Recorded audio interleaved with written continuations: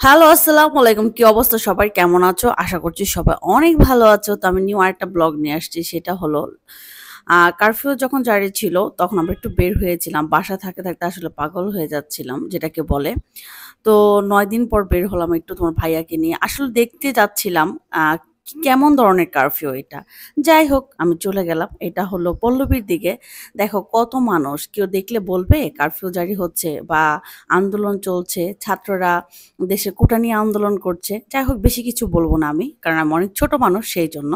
আমি মজা করছিলাম, ঘুরছিলাম আর তোমার ভাইয়াকে বলছিলাম, "একটু ভিডিও মেক কর। দেখো রাস্তাঘাটে কত মানুষ।" অথচ দেখো এখানে আ কত ছাত্ররা আন্দোলন করছে। আ আমি যদি ছেলে হতাম অবশ্যই আমিও যেতাম। যাই হোক, কেউ অন্যভাবে নিবে না, মজা করলাম। তো এত মানুষ ছিল, সবাই খেলাধুলা করতেছিল, এক্টিভিটিস করতেছিল আরকি এইখানে। তো আমাকে অনেকে বকছিল যে আমি ভিডিও ডাউনলোড দিচ্ছিলাম তখন। তখন নেট অবশ্য ছিল। আমি যখন ভিডিও ডাউনলোড দিয়েছিলাম, অনেকে বকা দিচ্ছিল আমাকে। দেখো রাস্তাঘাট কত নীরব না? আ এক মানে রাস্তার দিকে একদম নীরব, গাড়ি-টাড়ি চলছিল না। বাট গলির ভিতর অনেক মানুষ ছিল। আর এই তো তারপর ওইখান থেকে মার বাসায় চলে গেলাম। মার বাসায় গিয়ে মানে হাঁপিয়ে গেলাম। গরম, এত গরম ছিল। তো এই তো আমি ভিডিও মেক করছি আর আকাশটাকে দেখছি, চারপাশে নিচ্ছি। আমার সন্ধ্যার আকাশটা খুবই ভালো লাগে। আমি জানি না তোমাদের কার ভালো লাগে? আমার তো খুবই ভালো লাগে। একদম বিকালের দিকে মানে মাগরিবের আজানের আগে আকাশটা একদম পরিষ্কার হয়ে যায়। কোনো মেঘ থাকে না, পুরো আকাশ দেখা যায়। এই তো তোমার ভাইয়া ফোনে কথা বলছে এখানে।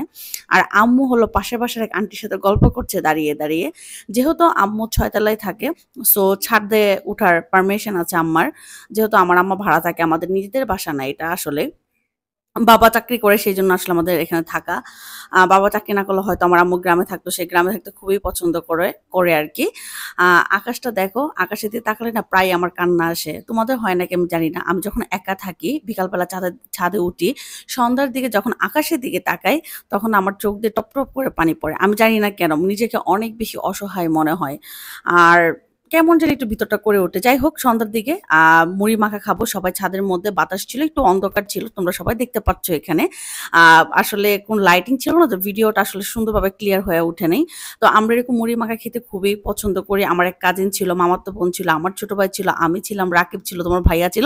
সবাই মিলে একটু মুড়ি মাখা খাবো। আর হলো এখানে চা খাবো। তো আমি চেয়েছি বের হয়েছিলাম তোমাদের সাথে একটু আমার এগুলো একটু শেয়ার করলাম। আর তোমরা সবাই জানো আমরা প্রতিদিনের লাইফস্টাইল নিয়ে আসলে আমরা ডেইলি ব্লগ ভিডিওটা যেটা করা হয় সেটাই করি। যদি কোনো ভুল হয়ে থাকে ক্ষমা প্রার্থী আমি আসলে। আর যদি ভালো লাগে সবাই সাপোর্ট করবা, একটু কমেন্টস করবা, যদি পারো একটু শেয়ার করবা, পাশে থাকবা। আমার এই মানে ছাদের মধ্যে এই সিনগুলি আমার আসলে খুবই ভালো লাগে। যদি আসলে আমার নিজের একটা ছাদ থাকতো, আমি মনে হয় যে কাজ শেষ করে রাত্রেবেলা ছাদে উঠতাম, আমি শুয়ে থাকতাম, আকাশের তারা দেখতাম। কিন্তু করি এটা, প্রায়ই করি এটা। যাই হোক সবাই অনেক ভালো থাকবা। আর সুস্থ থাকবা। আল্লাহ হাফেজ।